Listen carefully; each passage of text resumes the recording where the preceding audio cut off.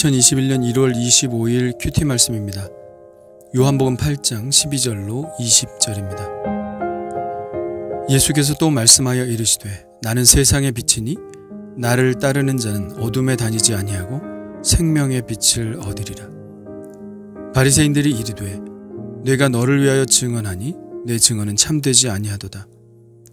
예수께서 대답하여 이르시되 내가 나를 위하여 증언하여도 내 증언이 참되니 나는 내가 어디서 오며 어디로 가는 것을 알거니와 너희는 내가 어디서 오며 어디로 가는 것을 알지 못하느니라. 너희는 육체를 따라 판단하나 나는 아무도 판단하지 아니하노라. 만일 내가 판단하여도 내 판단이 참되니 이는 내가 혼자 있는 것이 아니요 나를 보내신 이가 나와 함께 계심이라. 너희 율법에도 두 사람의 증언이 참되다 기록되었으니 내가 나를 위하여 증언하는 자가 되고 나를 보내신 아버지도 나를 위하여 증언하시느니라. 이에 그들이 묻되 내 아버지가 어디 있느냐? 예수께서 대답하시되 너희는 나를 알지 못하고 내 아버지도 알지 못하는도다.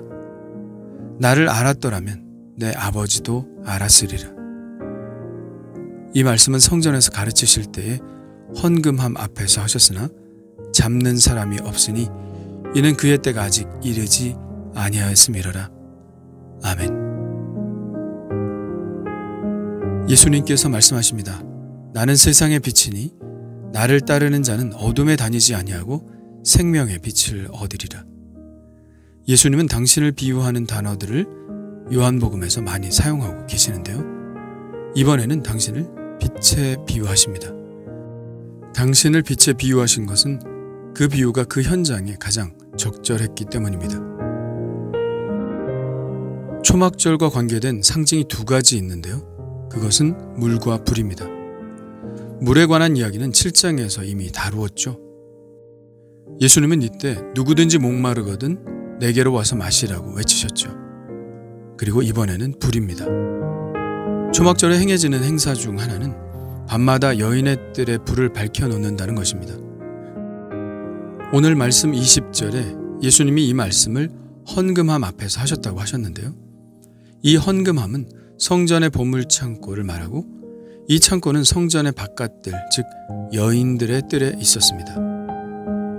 예수님이 이 말씀을 하실 때 사람들은 이 불에서 나오는 빛을 보고 있었겠죠. 이 빛을 보고 있는 사람들에게 예수님의 이 말씀, 나는 세상의 빛이니 라는 이 말씀은 매우 적절한 외침이라고 할 수 있겠죠. 이 불들 가운데 4개의 큰 금등대는 성전을 둘러싸고 있는 담 위로 우뚝 솟아 있어서 그 빛을 온 예루살렘에 비추었습니다.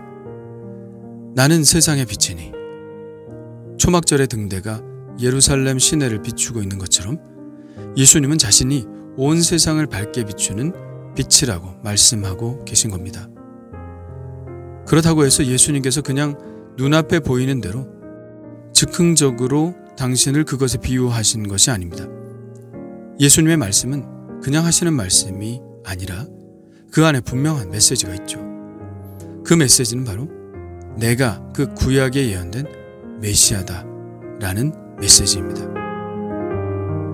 앞서 생수의 강 이야기를 하신 것은 이사야의 말씀과 스가랴의 메시아의 예언을 떠올리게 하기 위함이었고, 가늠한 여인을 붙잡아 왔을 때 땅에 무언가를 쓰신 것은 메시아를 거부한 이들이 흙에 기록되리라는 예레미야의 말씀을 떠올리게 하시기 위함이었습니다.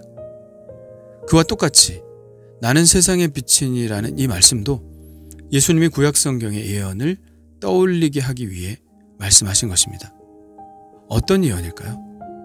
이사야 42장입니다.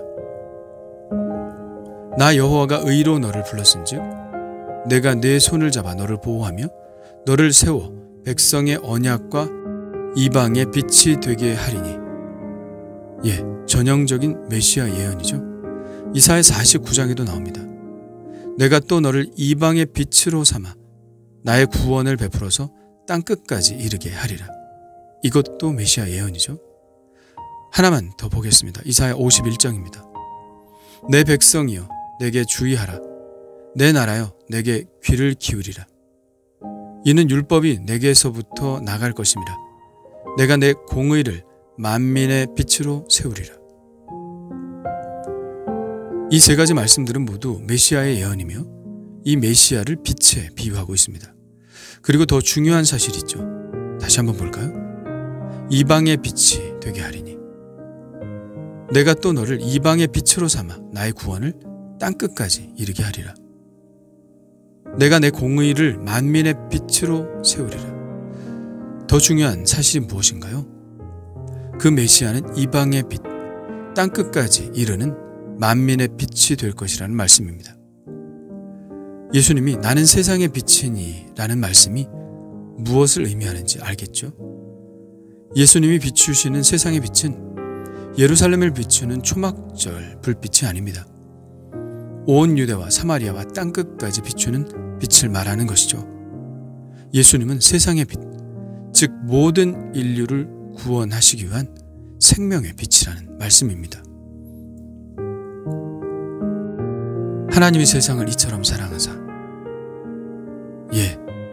하나님이 세상을 이처럼 사랑하사 독생자를 주셨으니 이는 그를 믿는 자마다 멸망하지 않고 영생을 얻게 하려 하심이라.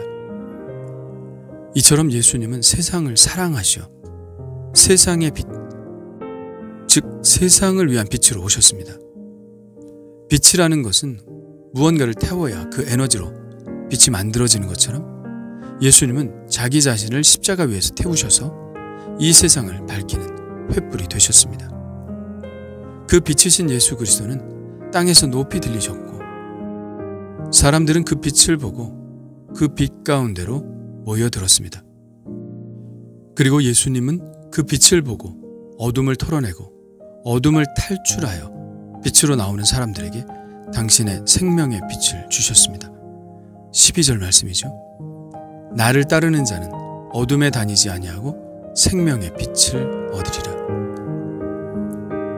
이 예수님의 생명의 빛을 얻은 우리 그리스도인들은 이제 빛이 되어 예수님이 세상을 비추듯 예수님과 같은 방식으로 세상을 밝히는 빛이 되었습니다.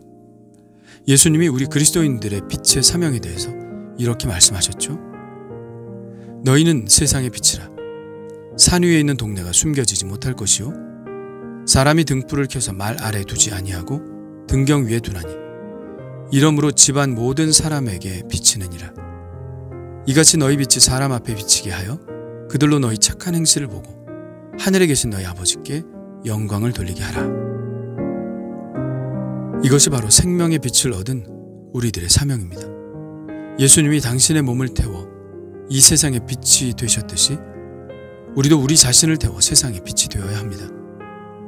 예수님의 빛이 온 인류에 비추었듯이 우리의 빛도 우리가 사는 세상 안에 비추어져야 합니다. 어둠은 작은 빛에도 물러가게 되어 있습니다. 어둠은 실체가 아닙니다. 단지 빛이 없을 뿐이죠. 하나님께서 모든 어둠과 혼돈을 물리치시고 빛이 있으라 명령하실 때에 이 세상의 창조가 이루어졌듯이 어둠 가운데 있는 사람들에게 우리가 가진 생명의 빛이 비춰진다면 그들 안에도 새 창조의 기적이 일어나게 될 것입니다. 그렇게 되도록 나의 빛은 지금 밝게 빛나고 있나요? 나는 나 자신을 태워서 그 아름다운 생명의 빛을 만들어내고 있나요? 작은 빛이지만 내가 살아가는 작은 세상을 비추는 세상의 빛으로 서 있나요? 주님, 세상의 빛으로 오셔서 어둠 가운데 있던 저희들이 그 빛을 보고 예수님께 나아가게 하시니 감사드립니다.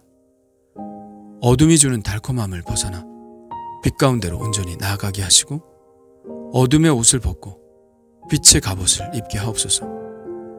예수님처럼 세상을 비추는 빛, 이방을 비추는 복음의 빛이 되게 하시고 오늘도 생명의 빛으로 삶 가운데 생명의 역사를 이루며 살게 하옵소서. 예수님의 이름으로 기도합니다.